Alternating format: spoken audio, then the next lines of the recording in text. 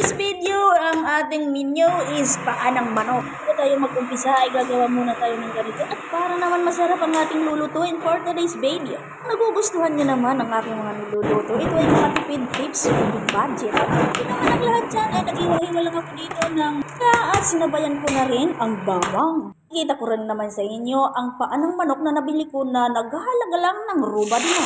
Ay nag-chop lang ako ng mga ganito, siling haba at saka yung fresh chili. Kaya lang naman ako dito sa ating adobo ng turmeric powder, black pepper powder. Talagang maging malasa ang ating adobo pa ng manok ay nilagyan ko lang naman yan ng oyster sauce, mang inasal sauce. Kung talaga ay matitikman nyo ang aking mga niluluto ay talagang sigurado ang tataba ay hindi papayat. Laging may extra rice. Sabihin, I need some more. Talaga makakalimutan nyo ang inyong mga pangalan kapag natikman nyo ang aking nilulutong laging na napakasimple, napakatipid, budget, tipid sa pera, tipid sa gastos. Ganito talaga ang buhay dito sa abroad. Kailangan mo talagang dumiskarte. Di puro arte. Dahil may namang aantay sa mahal sa buhay sa Pilipinas. Masasabi ko, thank you for watching all.